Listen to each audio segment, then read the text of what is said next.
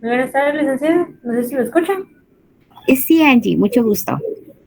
Ahorita le presento Y las... si fuera tan amable de empezarme a proyectar las diapositivas, por favor. Con mucho gusto, licenciada.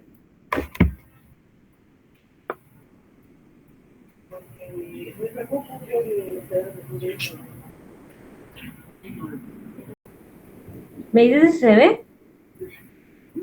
Sí, Ok, licenciada.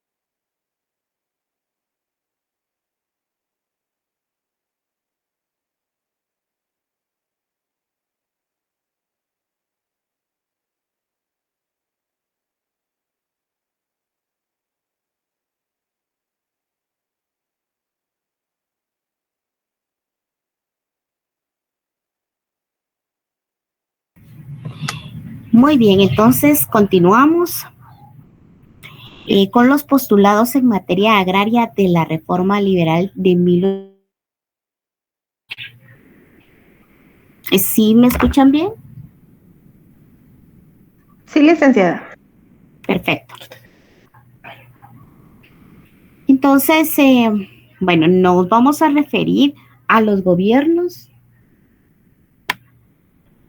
principalmente el gobierno del doctor Mariano Gálvez. Ustedes saben que, pues, en esto, eh, en estos postulados, pues están varios presidentes que dirigieron los gobiernos en aquella época. Y vamos a empezar con el doctor Mariano Gálvez. Eh, pues acá ponemos también la fotografía de Mariano Gálvez. Su gobierno se caracterizó por ser un movimiento reformista, promoviendo la propiedad privada, repartimientos de terrenos baldíos, expropiación de latifundios de la iglesia, estimulando a los agricultores de la producción de grana y de café. Eh, ¿Alguien me levantó la mano por ahí? No, ¿verdad? Muy bien.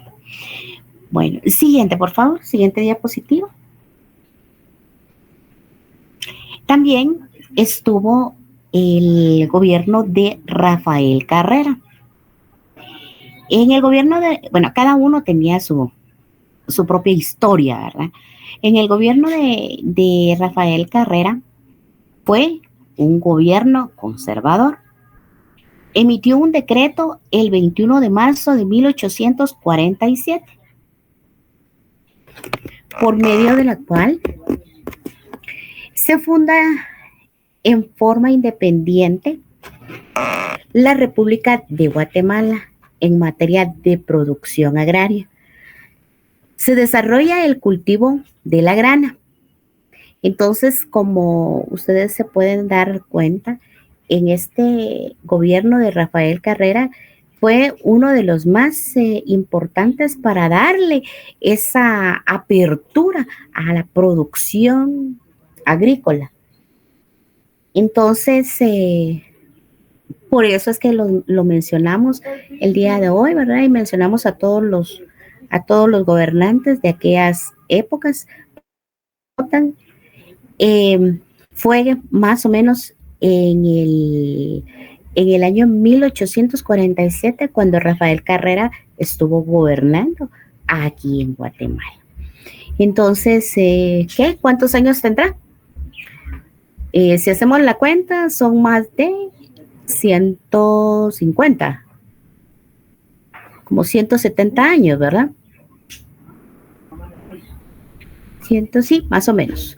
Un aproximado de 170 años. Imagínense ustedes cuántos años tiene este gobierno, y este gobierno que dio la apertura a la materia de la producción agraria. En esa época era de festejarlo, ¿verdad? Porque no sabían cuánto avance iba a tener, y nos trasladamos ahora a la época actual, cuánto avance ha tenido la producción agrícola. Increíble. Gracias por las matemáticas, porque creo que aquí nos cuesta un poquito. 1847 al año 2023, aproximadamente 176 años. Entonces, imagínense, son bastantes años que les ha tomado el hecho de pues llegar hasta este momento, la actualización que tiene cada una de las producciones que pues aquí en Guatemala se han dado. No ha sido fácil, es cuestión de que los agricultores pues tienen que tener esa fuerza de trabajo para seguir pues cosechando, para seguir esa producción que necesitamos y que hoy en día también exportamos, ¿verdad? Siguiente diapositiva, por favor. Las reformas liberales con Justo Rufino Barrios. Cada uno les comentaba pues que tiene un porqué el hecho de estarlo el día de hoy presentando, ¿verdad? Yo creo que ustedes ya lo han visto en clases pasadas, me imagino que ya lo vieron. Pero esto es solamente para que pues ustedes lo recuerden lo que ustedes ya han visto con anterioridad. En estas reformas liberales está Justo Rufino Barrios, que procedió a nacionalizar todas las tierras que pertenecían a la iglesia y a los monasterios. Es decir, en aquella época todas las tierras no eran como hoy en día, ¿verdad? Que cada uno tiene su propia tierra y que cada uno está registrado. Antes no, antes era toda la tierra era de la iglesia y de los monasterios. Se intensificó el sistema latifundista. Los indígenas fueron despojados de sus tierras y obligados a depender de las plantaciones. En cuanto al trabajo, su gobierno fue una fuerza policíaca al servicio de los terratenientes. Los intereses extranjeros fueron los principales beneficiados con esta legislación. Es decir, que desde ese momento, cuando estuvo en el poder Justo Rufino Barrios, se empezaron a dar ciertas leyes, ¿verdad? En las cuales los indígenas, si tenían algún pedazo de posesión o de propiedad, lo que hacían era que el gobierno de Justo Rufino Barrios los perseguía hasta quitarles todas sus pertenencias.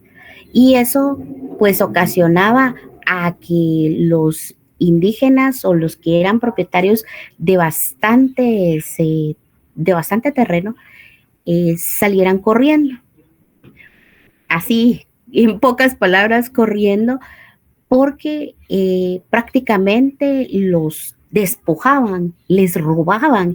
Esa era la palabra correcta. Les robaban sus tierras, la tierra que tanto les había costado. Andrés. Adicional a eso, licenciada, de lo que hacía este Justo Rufino Barrios, todavía de quitarle las tierras a estas personas oriundas de las tierras altas, en este sentido Cobán, se las daba a los alemanes les pedía, solo venían los alemanes y él consideraba incluso de que los alemanes eran superiores a nosotros y despojaba a los indígenas de sus tierras que habían sido heredadas desde generaciones y todavía los hacía trabajar para los alemanes en sus tierras. Solo para agregarle. Muy bien, muchas gracias. Eso pues nos ayuda a nuestra historia y la verdad es que en aquella época venía mucha gente de fuera. Por ejemplo, lo que mencionaba el compañero, venían y pues aquí se instalaban y ellos venían a tratar de conquistarnos a nosotros. Y lamentablemente en esa época Justo Rufino Barrios como que tenía esa mentalidad, ¿verdad? Tenía una mentalidad que las personas que venían del extranjero, pues como bien decía el compañero, eran como que más que nosotros, ¿verdad? Más que los que vivíamos en esta tierra. La verdad es que yo creo que Cobán sufrió mucho, pero no solamente Cobán, sino que también todos los pueblos o todos los departamentos que estaban alrededor. Tal vez no estaban tan marcados como estaban ahora, pero en realidad sí vinieron a sufrir bastante estas personas a las cuales se les quitaron y se les despojaron, se robaron todas sus propiedades. Se quedaron absolutamente sin nada, ¿verdad? Y esto ocasionaba que ellos no estuvieran en el mismo lugar, porque no solo eso, sino que los perseguían, y cuando los perseguían los querían matar. Entonces lo que hacían ellos era mejor, ¿verdad? Ir a otro lado donde no los conocieran, pero se iban sin nada. O sea, ellos se iban con el propósito de sobrevivir y de que alguien les diera trabajo para poder sobrevivir. Fíjense que les contaré una historia que es real, es verdadera, y que fue en 1892. En 1892, pues nació alguien de mi familia, ¿verdad? Y esta persona vino y tenía muchas propiedades. Esta persona estaba llena de fincas. Y créanme que era aquí en Guatemala. Tenía muchas fincas aquí en Guatemala, capital. Y resulta que pues empezó ella a crecer, ya tenía la edad correspondiente y de repente vinieron los alemanes y pues ella se enamoró de un alemán, ¿verdad?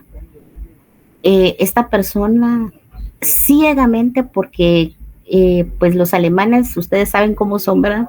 Son diferente textura o diferente forma de como somos los de aquí de Guatemala, ¿verdad?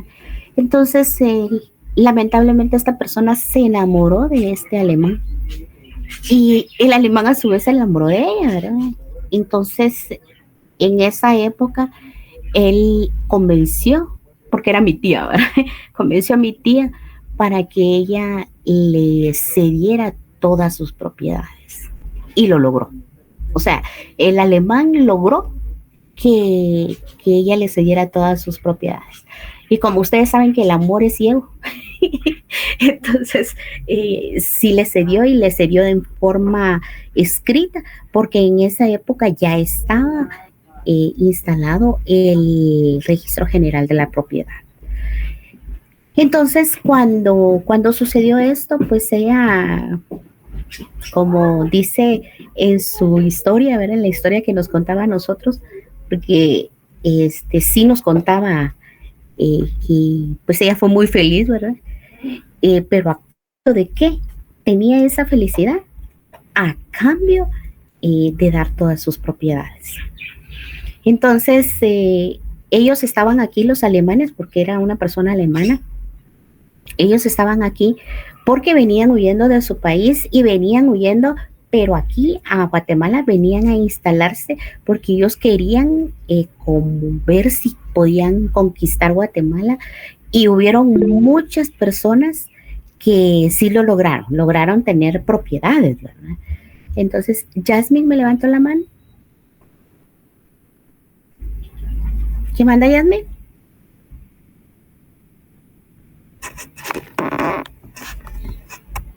Se me levantó la mano sin querer, disculpe. Muy Perdona, bien. Bueno, Jasmine. Bueno, entonces resulta que esta persona se casó con mi tía se llamaba Tomasa Tax, así se llamaba ella. Se casaron y el alemán, ya no recuerdo cómo se llamaba, pero sí era alemán. Entonces, de ese matrimonio, ella le pasó todas las propiedades y a su vez, pues como estaban casados, ella quedó embarazada de un hijo de él. Cuando ella estaba embarazada, los alemanes los mandaron a traer, y cuando los mandaron a traer, pues él tuvo que salir del país, ¿verdad? ¿Y qué pasó? Salió del país, dejó a nombre de todas las propiedades, y mi tía se quedó sin ninguna propiedad y con el hijo del alemán. Entonces, pues en aquella época, ¿qué iban a saber? ¿Qué es lo que se podía hacer con esas propiedades? Simplemente se perdieron. Y el alemán nunca más se volvió a aparecer aquí en Guatemala. Solo dejó a su hijo, ¿verdad? Que cuando nació el hijo, esa fue ya otra historia, ¿verdad? De que era un descendiente alemán también, con sangre de aquí de Guatemala, y pues cuando él estuvo grande se avergonzaba, y de hecho se avergonzó de su mamá, porque decía que ella era su sirvienta, porque ella todos los días le iba a dejar al lugar donde trabajaba, que era la municipalidad en aquella época, que él, bueno, estudió y llegó a ese trabajo de la municipalidad. ¿Y qué creen? Se enamoró de la hija del alcalde. Y entonces por eso él decía que la señora que le llegaba a dejar su alimento o su almuerzo era la sirvienta de la casa. Y en realidad era su mamá.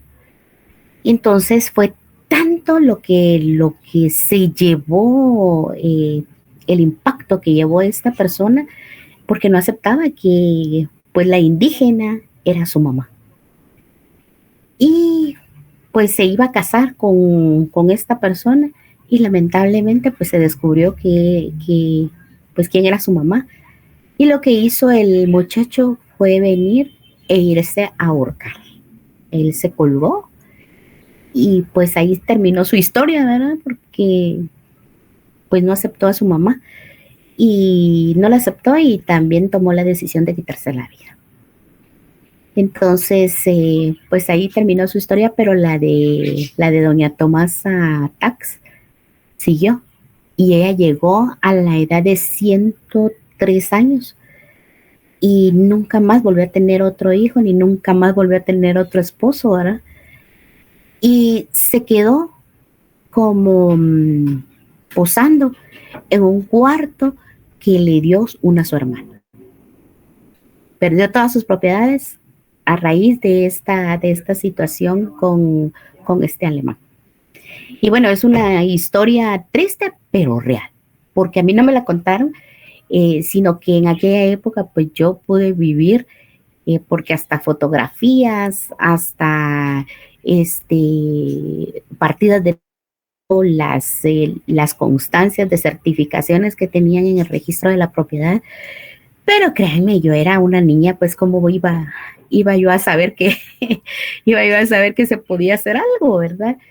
Y total es que ella murió a la edad de 103 años sin nada, sin propiedades, sin hijos, sin esposos, sin nada. Lamentablemente y tristemente, no solamente a ella, sino que a muchas personas que han vivido en diferentes lugares. Por ejemplo, mencionemos Jutiapa, ¿verdad? En Jutiapa, las personas de allá diferentes son rubios, de ojos celestes, de ojos verdes. ¿Pero por qué? Porque vinieron otras personas del extranjero que vinieron a estar en esos lugares y de ahí fue donde vinieron y nacieron todas estas personas ya con diferentes tez y con diferentes, pues diferente forma a la que nosotros aquí en Guatemala tenemos. Cuando yo vi la foto de este muchacho, si era de ojos azules, era súper alto, delgado y era tan estudioso que por eso llegó a esos lugares, pero no soportó la idea de que su mamá fuera una indígena de Guatemala. Así que esa es la historia y por eso es que les menciono esto, porque se dieron muchos casos similares a los que les estoy contando en la época de Justo Rufino Barrios, porque abrió el espacio, abrió como que las puertas para que pudieran entrar aquí a Guatemala y pudieran venir a traer nuestras tierras. Lástima porque no se las pudieron llevar, eso es lo único, ¿verdad? Porque pues, ¿qué hicieron con esas tierras? Al final no lo sé. Ahora que yo ya soy abogada, pues valdría la pena que investigue, pero imagínense qué voy a encontrar. Si ya pasaron tantos años, si yo 176 años desde cuando pues estuvo Justo Rufino Barrios en esa época, pues, definitivamente es muy delicado y prefiero mejor quedarme tranquila y pues ella murió en paz, porque murió sola, pero murió en paz. Hoy sí me levantó la mano ya.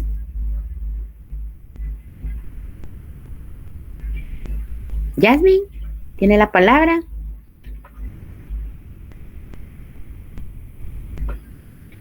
Bueno, y si no, Eddie Emanuel también me levantó la mano. Sí, licenciada, yo quería acotar aquí que justo en el periodo de Justo Rufino Barrios, ¿verdad? Inició lo que se conoce también como la primera ola de la migración italiana, ¿verdad? Que terminaría por traer a familias como la familia Novela, ya tan famosas aquí en Guatemala, y que inicia justo en su periodo, ¿verdad? Posteriormente la segunda ola de llegada de ciudadanos italianos llega con el gobierno de José María Reina Barrios, y por último la tercera se establece con Manuel Estrada Cabrera. Algo interesante que gracias a esta llegada de muchos migrantes europeos, ¿verdad? Justo Rufino Barrios establece en 1877, por medio del decreto 177, el reglamento de jornaleros y de la ley de redención de censos, cuerpos legales que no fueron aceptados pacíficamente también por las comunidades, pues mediante estas normas legales se regulaban las expropiaciones de tierras y su conversión de los indígenas en mozos de las plantaciones cafetaleras. Otro punto interesante también del gobierno de Justo Rufino Barrios es que durante su gobierno se emite el Tratado Herrera Mariscal, que era un documento escrito entre el gobierno del Estado Federado de México y de Guatemala, ¿verdad? En donde Guatemala renunciaba a los territorios de Chiapas y el Soconusco. Entonces sí fue como un ambiente y un gobierno en el cual sí estuvo muy fuerte la presencia de la política agraria, pero para perjuicio de Guatemala, ¿verdad? Sí, lamentablemente, y también aquí mencionamos, ¿verdad?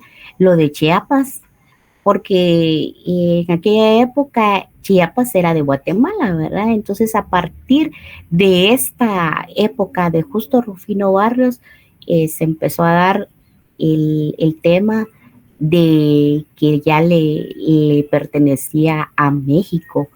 Entonces, miren, este gobierno de Justo Rufino Barrios sí marcó ciertas cosas importantes para nuestra historia, ¿verdad? Porque tanto Chiapas, Quintana Roo, ¿cuál era el otro? Ya no recuerdo, pero eran tres. eran de Guatemala, pertenecían al territorio guatemalteco, pero lamentablemente pues hubieron ciertas negociaciones en aquella época que se daba entre la política, así Yucatán, ay, ya se me estaba olvidando a mí.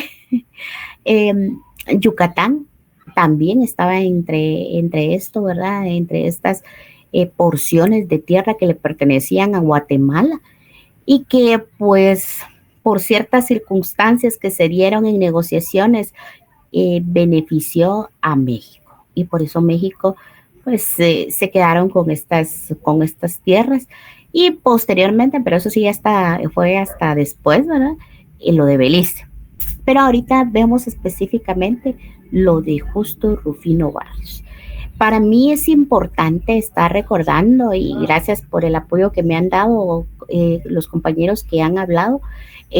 Sí veo que tienen mucha lectura en cuanto a esto de la historia y la verdad es que es muy bonito, ¿verdad? Enterarse de tantas cosas que en realidad a nuestros hijos, a nuestras generaciones futuras, pues también van a conocer estas grandes historias. Me levantó la mano, Eddie ya me habló. ¿Quién más me quiere hablar? Yo, licenciada, solo quería acotar algo rápidamente también. Y es ¿Qué más? que justo el tratado de Herrera Mariscal, ¿verdad? En el cual se entrega la parte del territorio a México, ¿verdad? Se da Correcto. porque justo Rufino Barrios también tenía las miras de crear la Unión Centroamericana y que cambia ese territorio a cambio de armas, ¿verdad? Para así, de una u otra forma invadir el territorio centroamericano y así crear esa Confederación Centroamericana que como se le conoce bastante a Justo Rufino Barrios, ¿verdad? Como el unificador, porque él sí, esa era su política principal, ¿verdad? Pero es algo Esa era su interesante. ideología. Ajá, y es algo interesante que al final no nos quedamos ni con el territorio centroamericano y perdimos una gran parte de territorio. Lamentablemente. Fíjense que no sé si ustedes han escuchado, ¿verdad? Pero esto yo lo indico, yo lo hablo, porque yo sí lo escuché. Bukele también tiene esa mentalidad, ¿verdad? De que él quiere conquistar todo lo que es el territorio centroamericano. Digamos, no conquistar, sino que, digamos, ser presidente de todos estos países centroamericanos, los cuales él los está mencionando.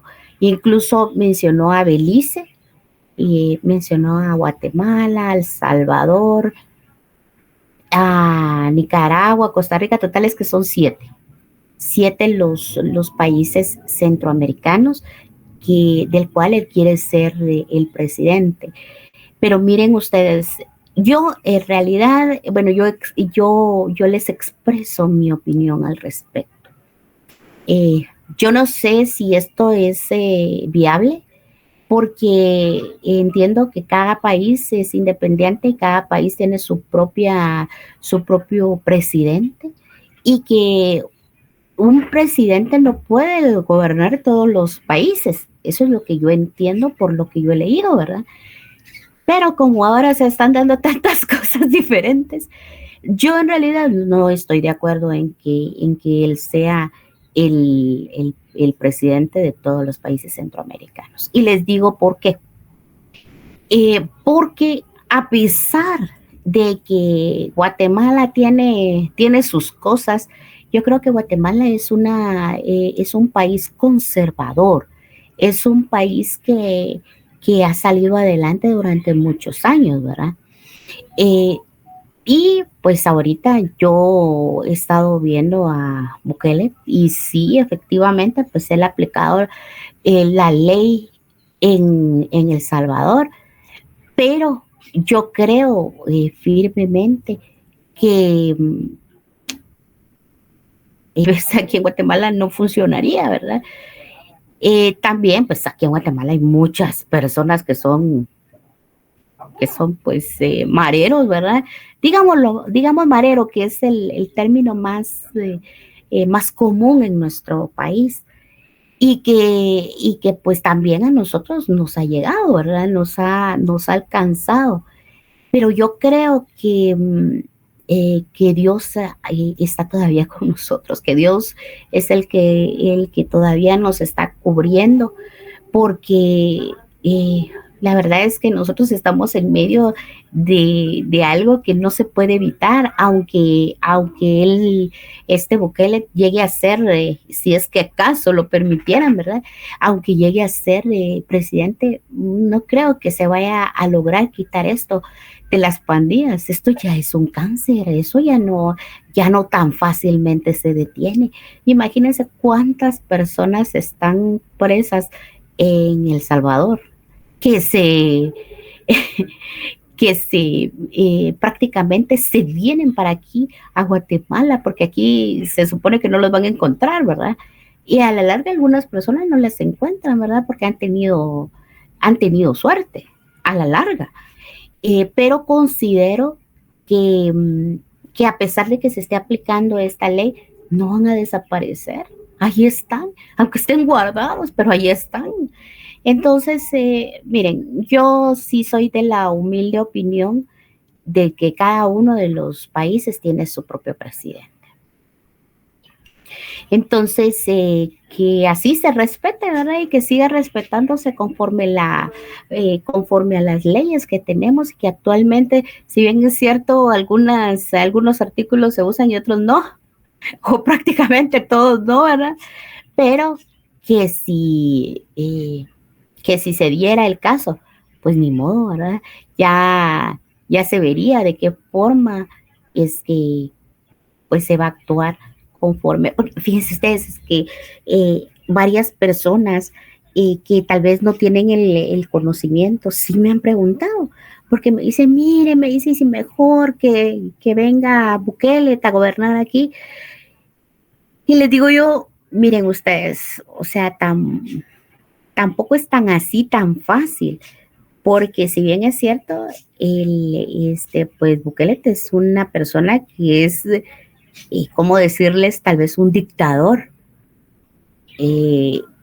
Es alguien que está imponiendo lo que toca o lo que nos ayude a combatir a estas maras o estas pandillas. Pero solo me imagino yo, si atacan las pandillas, muy probablemente también vayan a caer personas inocentes. ¿Y qué tal si caen las personas inocentes y nos alcanza a nosotros, verdad? Porque, o sea, uno no sabe. Entonces, yo les digo firmemente, ¿verdad? Si se ha decidido y ha tenido mucho tiempo en el que cada país tiene su propio gobernante, pues cada uno tiene que saber librarlo. Lamentablemente en Guatemala nos ha tocado algo muy fuerte de vivirlo. Pues ahora estamos ya próximos a las votaciones, ¿verdad? Para elegir a nuestro próximo presidente. Ya está ya está a las puertas. Entonces, gracias a Dios, pues todavía tenemos esta forma. Y si viene y nos toca vivir esta situación, que algún presidente, dejemos que sea Bukele, por ejemplo, ¿verdad? Aunque no sea el nombre, pero si es que acaso en algún momento nosotros todavía vivimos esa historia, pues que Dios nos ayude, ¿verdad?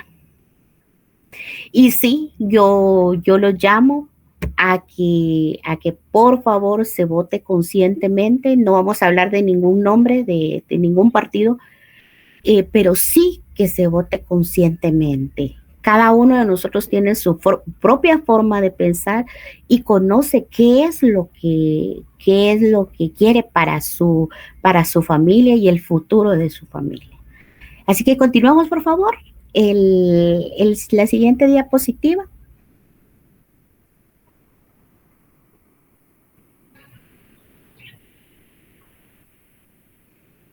Fíjese que alguien por acá me puso, Eddie, gracias por el comentario. Ya aprobaron los juicios colectivos en El Salvador, sin importar que la responsabilidad penal es individual. Entonces, si se está llegando a grandes situaciones que pues ahora ya no es individual, ahora va a ser colectivo, imagínense ustedes, o sea, en grupo se van a juzgar a estas personas, qué difícil. Dice Francisca, dice, pero no hay opción buena. Mire, Francisca, yo le comento algo. Tiene que haber una opción buena, aunque pues todo el mundo piensa que las dos opciones que tenemos son malas, pero como ciudadanos, como personas responsables que tenemos que nosotros somos para nuestra familia, debemos de analizar bien las dos opciones, ¿verdad? Y la mejor opción a su criterio es por la cual usted va a decidir votar, ¿verdad? Entonces, no se vayan a quedar en su casa, por favor, salgan a votar. Tampoco vayan a votar nulo porque de todos modos no sirve. Mejor se quedan en su casa, ¿verdad? Salgan a votar conscientemente, salgan con su familia. Es una fiesta patria, es algo que pues decide nuestro futuro, ¿verdad? Y ustedes tienen que hacerlo en familia, en grupo. Entonces, bueno, esa es mi opción. Por favor, si fueran tan amables, Marco, no tenemos que estar mencionando a ninguna persona del partido político. Por favor, y le recuerdo, ahorita ya no se puede hablar de esto, porque ya esto, ustedes saben que ya está muy próximo. Entonces, cada uno propia decisión.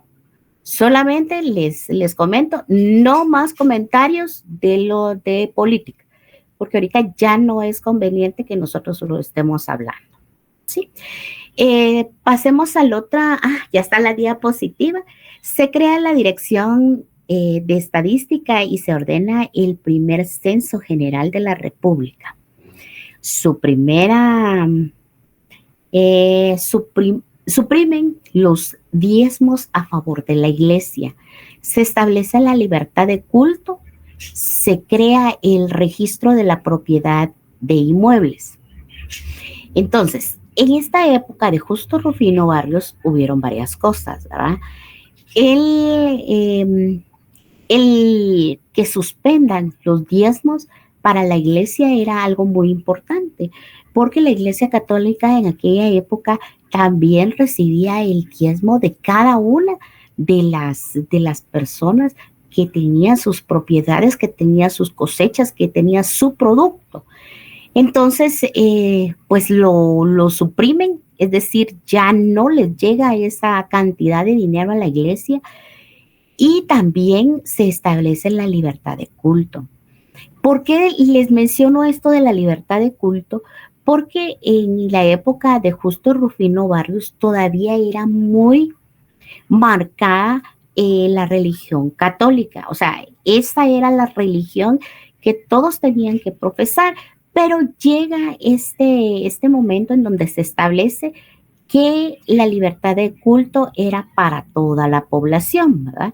Entonces, ya no era solamente la iglesia, la religión católica, que ya estaban todas las demás religiones, por ejemplo, la religión evangélica, la mormona, la testigo de Jehová, o sea, todas esas religiones, pues ya eran con la aceptación específica de libertad de culto. O sea, que aquí en Guatemala usted puede elegir cuál es la religión que a usted le gusta, que a usted le parece. Usted puede ir a la iglesia, si quiere ir, va, y si no, pues no va, ¿verdad? Esa es decisión de cada una de las personas y de las familias. Hay familias completas que deciden, bueno, yo voy a misa, me levanto a tal hora y voy a misa con toda mi familia. Hay otros que se levantan diciendo, bueno, voy al culto evangélico y cada uno agarra a su familia y se va. Y así sucesivamente con todas las demás religiones. Entonces esa es la libertad de culto que está desde el año 1847, que fue en el gobierno de Rufino Barrios. También se crea el registro de la propiedad. Ustedes saben que el registro de la propiedad, ¿cuántos son? ¿Cuántos registros de la propiedad hay en Guatemala? 2, licenciada. Pregunta de examen. Muy bien, Sandra. ¿Cuál es el 1 y cuál es el 2? El que está en Shell es el 2, Lida. Muy bien, Edna. El segundo registro de la propiedad es el que está ubicado en Quetzaltenango. Y el primer registro de la propiedad es el que está ubicado en la 9ª calle y 14 avenida, o al revés, no, 14 calle y 9ª avenida, ya lo estoy diciendo al revés, de la zona 1. Allí está ubicado el registro de la propiedad. Ahorita vino a mi mente cuando me preguntaron en un examen del privado. Fíjense cómo son las cosas, qué le preguntan a uno, ¿verdad? Como que fuera tan importante, pero bueno, a mí me lo preguntaron, ¿verdad? Y que por cierto, en esa época, cuando me hicieron ese examen, yo lo perdí. Es algo frustrante, pero de todos modos eso ya pasó, ¿verdad? Pero me preguntaron, ¿usted sabe dónde está ubicado el registro de la propiedad? Sí, está. ¿Usted sabe cuántas gradas tiene el registro de la propiedad en la entrada? Y yo me quedé, híjoles, nunca había pensado en cuántas gradas, pues, o sea, y me empecé a pensar, Dios mío, yo he entrado al registro de la propiedad, pero yo no sé cuántas gradas hay. Y empecé a pensar, ¿cuántas gradas? Total es que, miren ustedes, o sea, ¿qué objetivo tenían que me preguntaran eso? No lo entiendo. Sin embargo, me lo preguntaron. Entonces digo yo, bueno, ahora los catedráticos que estamos examinando en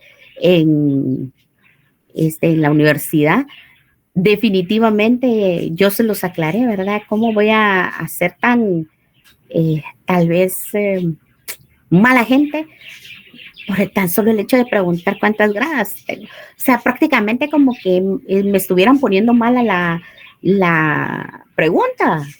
Porque imagínense que si digo 10, si digo 5, si digo 6, de todos modos voy a estar adivinando.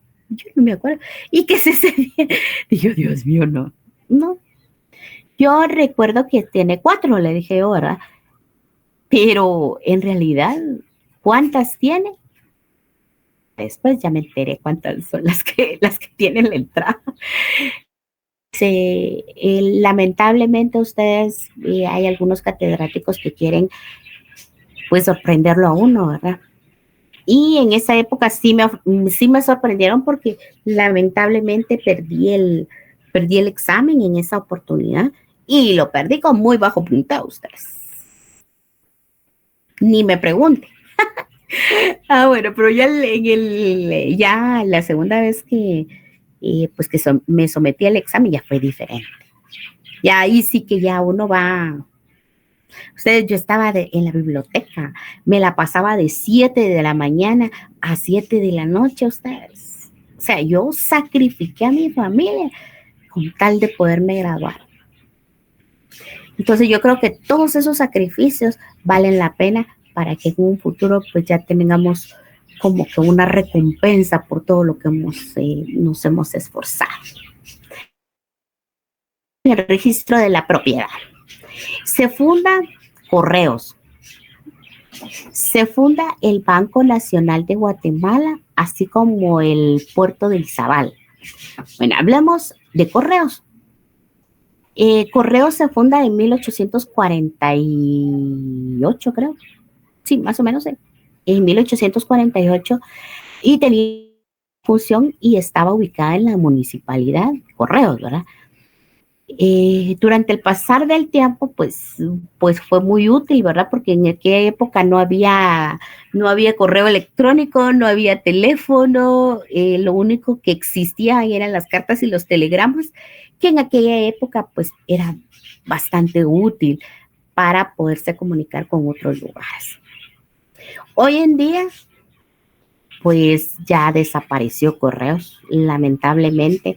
Creo que hay alguna que otra cosa que pues funciona en la municipalidad de la Sexta Calle y ¿qué es ahí? No digo, pues ya me estoy confundiendo con las calles. Décima avenida. Décima Avenida y Octava Calle, ¿verdad? Sí, es Octava Calle ahí. Porque está ubicado enfrente de la casa Irigoyen, creo que es. Ahí está ubicado Correos. Entonces, ahí es ubicado por muchos años. Pero lamentablemente hoy en día pues ya no tiene mucha utilidad. Tal vez para mandar correo al extranjero puede ser que sí se utilice todavía. Pero en cuanto a cartas y telegramas, pues es mucho más fácil ahora con un correo electrónico, ¿verdad?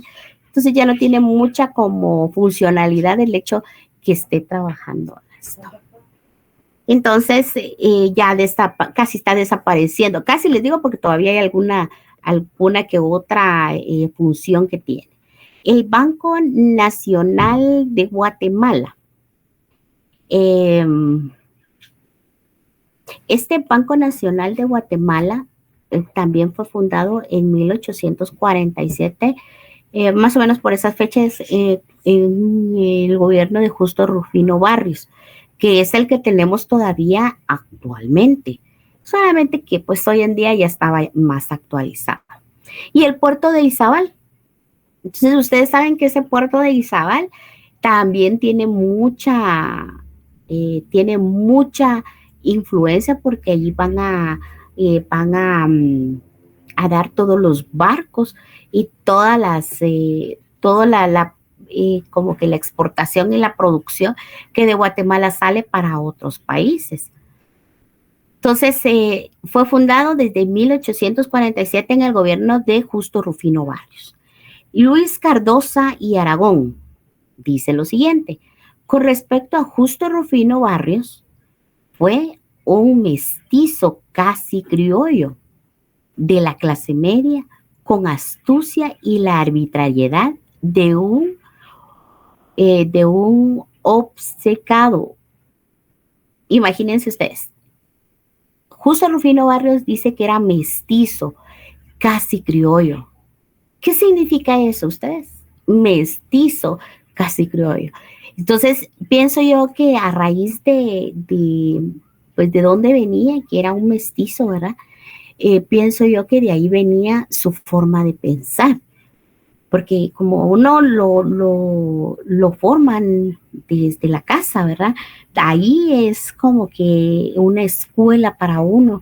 Entonces, esos pensamientos que él traía fue porque los obtuvo de su lugar de nacimiento, de su hogar, de su familia.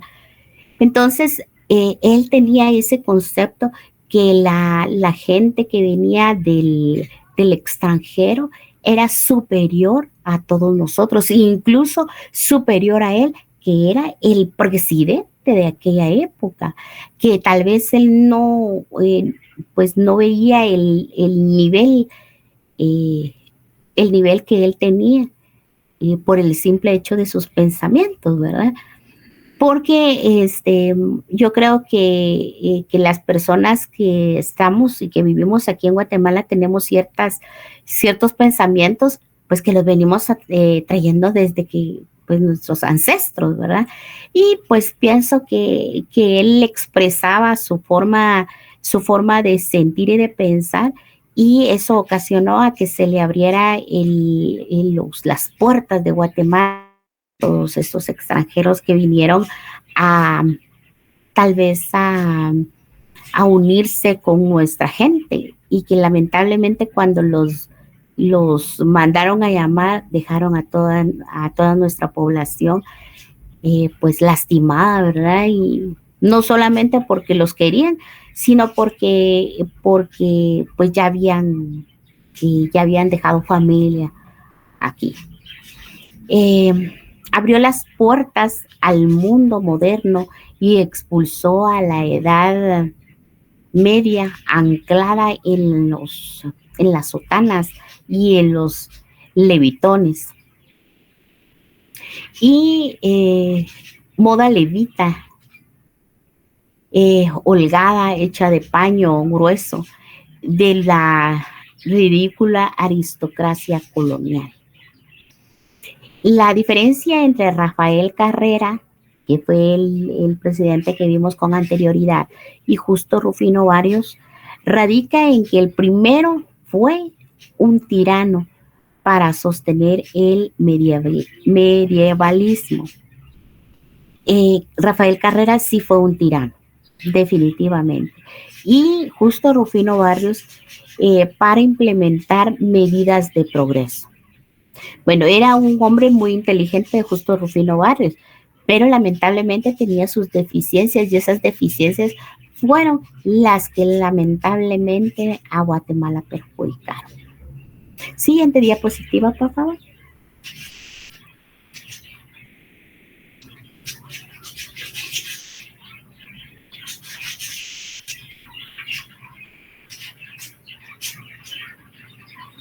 Muy bien. Aspectos negativos. Si fuera tan amable, por favor, Angie, ¿me lo puede acercar?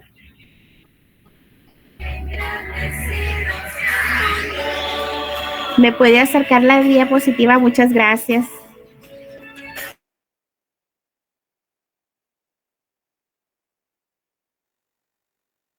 ¿Está bien ahí, licenciada, o más? Sí, así es.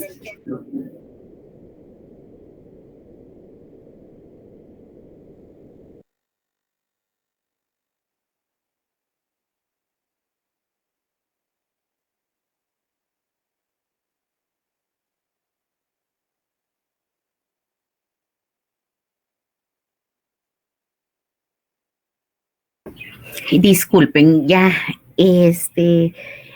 lo veo mucho mejor, Angie, muchas gracias. Bueno, continuamos con la siguiente diapositiva. Dice, a los sujetos allegados a su persona se les otorgó grandes cantidades de tierra, generando con ello el latifundio burgués. Bueno, esa es una de las características que hubo en el gobierno de Justo Rufino Barrios. Las personas más allegadas a él fueron los que tuvieron esas tierras, fueron las personas que se convirtieron en personas adineradas o personas, como aquí lo menciona, burgueses. Esto hizo a que mucha gente, bueno, como siempre, ¿verdad? Cuando hay un interés de por medio, se acercó mucha gente a él, a este Justo Rufino Barrios, para que simplemente les otorgara esas tierras.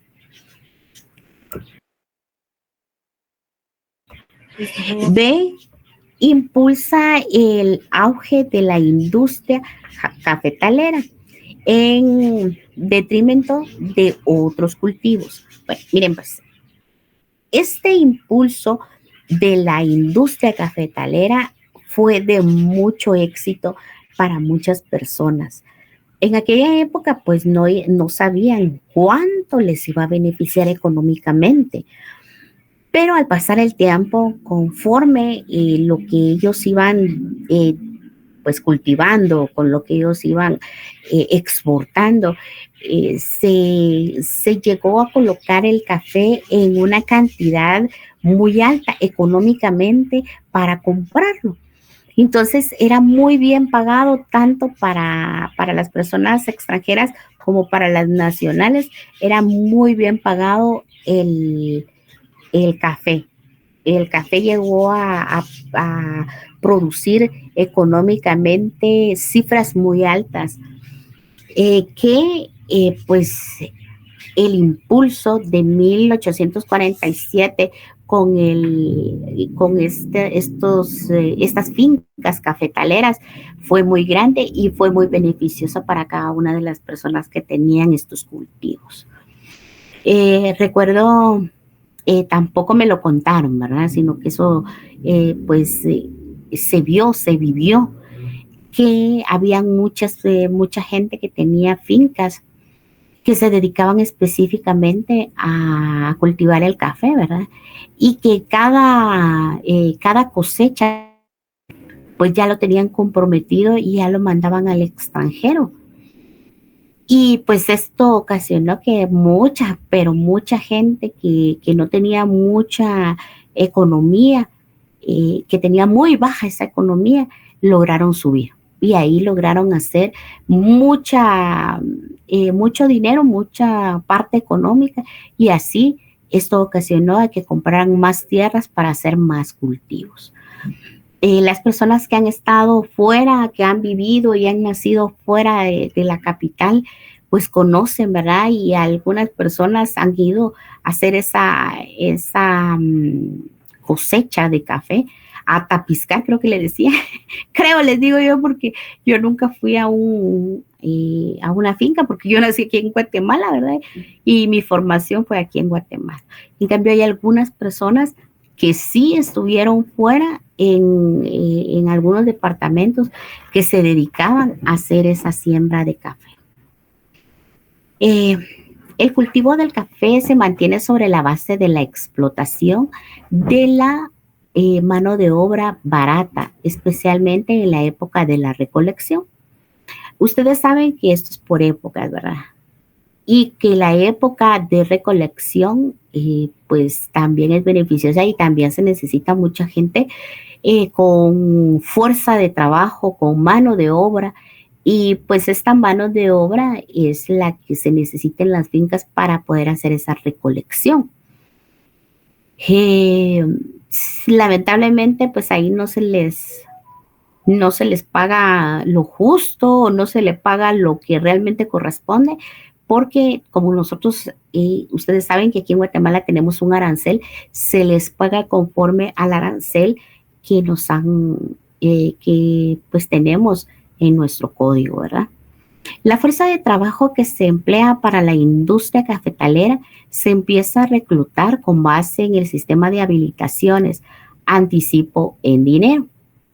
Había muchas personas que pues hacían una reventa de todas las fincas que pues que estaban en su cosecha, en su recolección, y pues los condicionaban y les compraban el café para poderlo exportar. Entonces ya ahí había una persona intermediaria para poder mandar al extranjero, ¿verdad? Da inicio al préstamo usurero, especialmente el alemán. Este préstamo usurero, ustedes saben que siempre ha habido esto, ¿verdad? Sí, aún hasta la fecha, pues hay algunas personas, pero es que ahora, hoy en día, es decir, en la actualidad, no es tan fácil, porque ya no, la cosecha de café ya no es tan alta como lo era antes. Antes era pues muy bien pagado, pero hoy en día y ya las personas, como no lo pagan bien, ya decidieron ya no venir y recolectar o tapiscar, como se le dice, ¿verdad? Sino que ya solo lo hacen para ellos mismos. Por ejemplo, les pongo un ejemplo en San Marcos. Hay varias plantaciones de café, pero los dueños han decidido que mejor para cada uno de los dueños es preferible, porque ya no se le gana mayor cosa, ¿verdad? Es mejor que lo utilicen para ellos mismos y no para vender, porque ya la economía o el pago del café ya está súper baja, ¿verdad? Y esto es porque pues otros países han dedicado también a cosechar café, y pues obviamente cuando hay más cosecha es menos el pago que se les da, y aquí en Guatemala definitivamente esto se fue abajo. Me dice Francisco Jorge que en Huehuetenango hay bastante también. Hay en varios lugares, hay bastantes plantaciones de café. Entiendo que de eso me está hablando, ¿verdad? Porque no vi los anteriores mensajes. Pero ya no es muy rentable el hecho de que lo estén, que lo mantengan, porque en el momento en que juntan costales o quintales de café, les dan menos de lo que gastaron ellos en la siembra. Entonces, eso lo dejaron por un lado.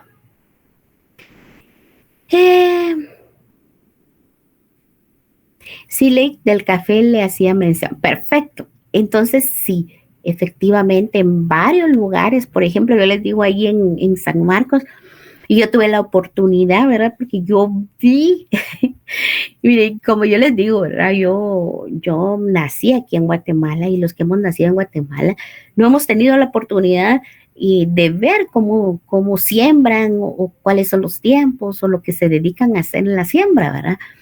Pero yo con la curiosidad, mi esposo es de San Marcos, entonces cuando yo llegué a San Marcos vi que pues mi suegro tenía plantaciones de café y que pues me comentaban, mire, se hace esto, se hace lo otro y bueno, me emocionaron, ¿verdad? Entonces yo vi cuando fueron a quitar los cafecitos, los pedacitos de café, ¿verdad? A eso le llaman tapizcar. Ay, ustedes, yo creo que eso sí se necesita como que fuerza de voluntad, porque es un calor que yo, Dios mío, yo no aguantaba estar ahí. Entonces me dieron la oportunidad de que yo fuera a aprender, aunque sea un poquito, pero fui a aprender. Fui a aprender y fui a ver cómo lo quitan o cómo se ponen sus bolsitas para que en esas bolsas coloquen el café, ¿verdad? Y posteriormente mi suegro me comentó que tenía y que él iba a hacer café molido y que este café tenía en la mente venir y venderlo, pero ya un café molido, ¿verdad? Entonces me dijo, mire, y eso fue que nació del pensamiento de él, ¿verdad? Nadie le dijo, pero él lo considero yo, que es una persona muy inteligente, muy hábil. Él se inventó una máquina específica donde iba a moler el café. Entonces, miren ustedes, de veras es tan bonito porque yo me siento como que yo también lo inventé, ¿verdad? Pero yo solamente llegué y pues yo solo aporté ciertas ideas. Entonces, cuando él iba a traer todo esto, ¿verdad? Todo este café, él lo colocó en un lugar donde le daba el sol. Y fue un lugar así plano, era así como que habían costales limpios, y en esos costales limpios puso a que se asoleara, ¿verdad? Pasó como 2 o 3 días que se asoleó el café, y posteriormente de asolearlo, porque tiene que tener un punto específico. ¿Qué manda? Bueno, entonces él inventó una máquina, y en esa máquina iba echando todo este café. Aparte del café, le echaba canela, y pues eso ya se iba formando como un café puro. ¡Ay, ustedes! ¡Delicioso! Y después ya cuando me venía ya para Guatemala, ¿verdad? Porque fue un proceso en el cual pues estuve unos días nada más. Ya cuando venía a Guatemala ya me daba mis bolsitas de café. No tenían nombre, pero era tan delicioso, algo así como el cafetalito. Tal vez un poquito más delicioso que ese cafetalito, ¿verdad? Bueno, ahí sí que es cuestiones de gustos, pero como yo lo había visto, cómo se había hecho, para mí lo máximo ustedes. Miren ustedes, de veras, eso es fabuloso, el hecho de saber que nuestra gente hace esto, y que realmente a nosotros ya solo llega lo básico, ya el hecho de probar ese café. Delicioso, ustedes que ya me dieron ganas de un café. El café hervido se le agrega una rajita de canela, es delicioso. En este café que les menciono, ahí va ya la canela con el café, y al momento de aplicarlo, ay, ustedes se emanaba un olor tan bueno, ay, que ya me dieron ganas de ir a hacer un café. Bueno, entonces continuemos la siguiente diapositiva, si fuera tan amable.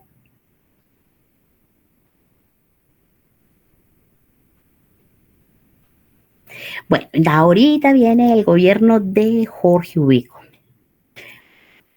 Este gobierno de Jorge Ubico es bastante importante también. Bueno, todos los gobiernos que hemos visto tienen su porqué, ¿verdad? Yo creo que en Justo Rufino Barrios estuvo como que se dieron más las circunstancias, como que se dieron más cosas importantes para nuestra historia. En el gobierno de Jorge Ubico, ustedes saben que en este gobierno es, ¿cómo decirles? Fue muy dictador. La verdad es que esa es la palabra, ¿verdad?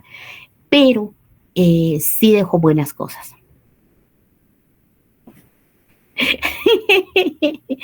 No, todavía no. Ella me dice que hasta aquí llegó la clase por la culpa del café. Y bueno, le voy a hacer caso a Nelson con piquete, dice. No, vamos a seguir viendo, avanzando un poquito, porque recuerden que hasta donde llegamos el día de hoy les toca su examen. Entonces, para que ustedes lo puedan estudiar todos estos días, creo que Jorge Ubico, yo creo que hasta aquí a Jorge Ubico vamos a ir.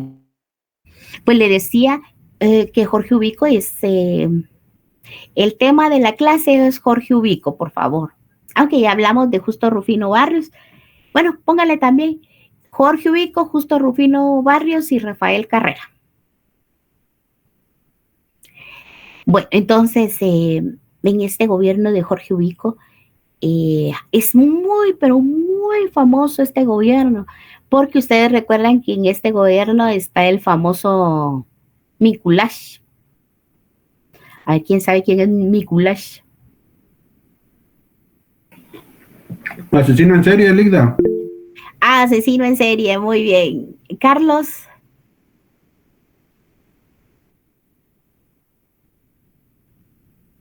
Carlos, ¿me levantó la mano? ¿O Jacqueline? Hola, Jacqueline. buenas noches. Buenas noches, licenciada. Buenas noches, compañeros. Ay, sí, Jacqueline. Sí, no, la verdad, un caso terriblemente grave.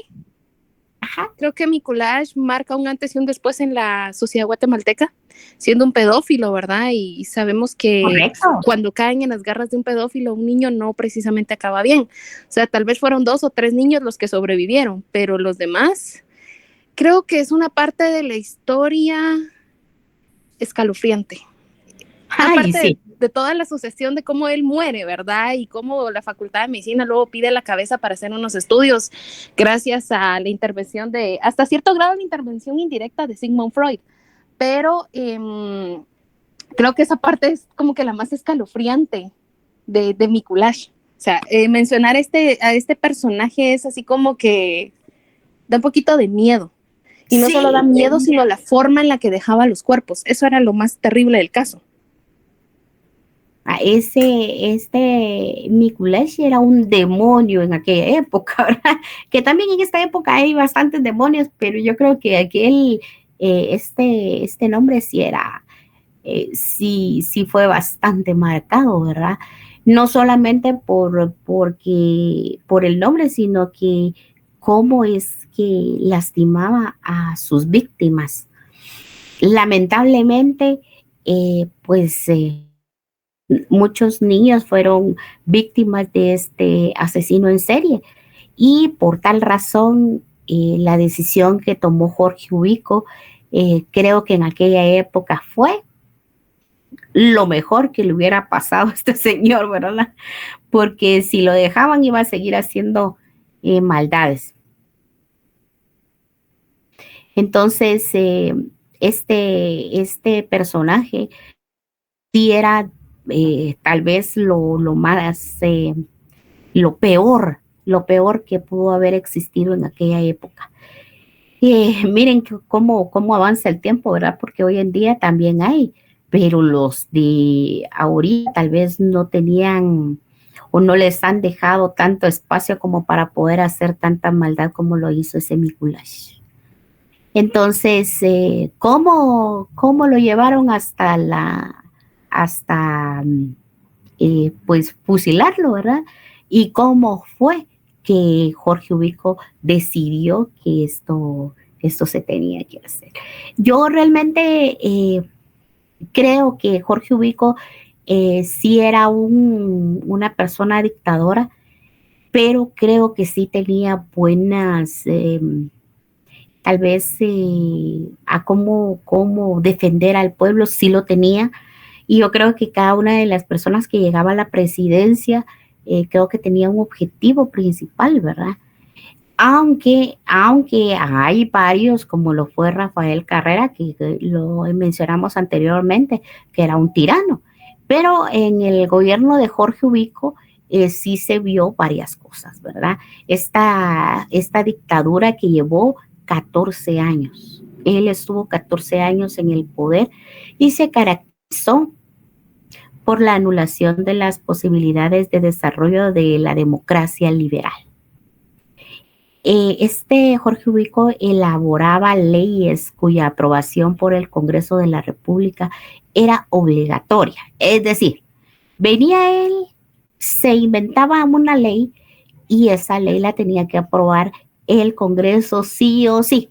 No le importaba si el Congreso estaba en desacuerdo.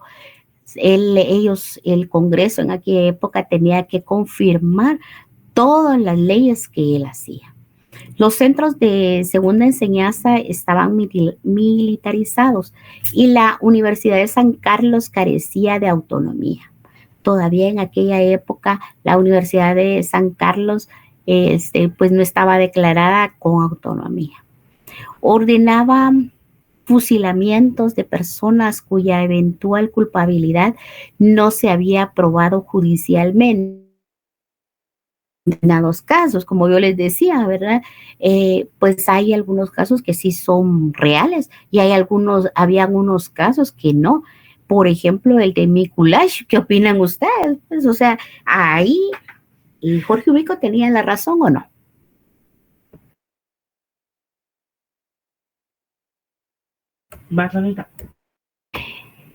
Carlos me levantó la mano. ¿Qué manda? No. Eddie me levantó la mano. Licenciada, yo tengo una consulta. Es que creo que este caso de Mikulash es después del periodo de Jorge Ubico, en el tiempo después de la revolución del 44, creo que en el 46, si no mal recuerdo. Pues yo recuerdo que fue Jorge Ubico el que lo mandó a fusilar, porque muchas de las personas que vivieron en esa época, pues siempre su relato es el mismo, ¿verdad? De que ellos vieron cuando lo pusieron delante de todos los soldados y ordenaron su fusilamiento. Y dice mucha gente que Jorge Ubico andaba a caballo en aquella época. Entonces yo en realidad sí lo estoy relacionando con eso, ¿verdad? Valdría la pena que miremos cuál es Es el 18 de julio de 1946, en el periodo del presidente Juan José Arévalo y Bermejo. 46 entonces. Ajá. Bueno, entonces no sé por qué razón toda la gente, porque son los ancianitos. Y tengo una ancianita que nació en 1932. Y ella me exponía porque ella vino a trabajar a mi casa. Ella me ayudaba en la limpieza. Y pues era una persona ya grande que pues le costaba, ¿verdad? Sin embargo, ella quería trabajar y quería ganarse su dinero. Entonces llegó un momento en que sí me mencionaba, ¿verdad? Que ella vivió esa situación, que vio que Jorge Ubico andaba a caballo y que fue quien ordenó el fusilamiento de Mikulash, pero tal vez ella lo confundió y yo me guié por eso. Habría que ver, y muchas gracias por la aclaración en cuanto a las fechas. Vamos a corroborar que fue en el gobierno de Bermejo, ¿verdad? Sí, Juan José Arévalo y Bermejo, en el 46, específicamente el 18 de julio. El 18 de julio de 1946, sí. Entonces esta señora que nació en 1932 tenía ¿cuántos años? Entonces sí estaba confundida ella con, me imagino que con Jorge Ubico. Bueno, entonces ya vimos lo de Jorge. A la siguiente diapositiva. Híjole, yo creo que ya es tiempo, si no, no les voy a dar. Dejémoslo hasta Jorge Ubico. De Jorge Ubico para atrás, creo que vamos a tener el examen. Ya para el siguiente examen vamos a ver los demás presidentes que nos hacen falta. Por favor, que pasen buenas noches, estudian y primero Dios, pues nos vemos el 24 a las 7 de la noche. Feliz noche. Gracias, licenciada. Feliz noche, cuídense. Feliz noche. Feliz noche.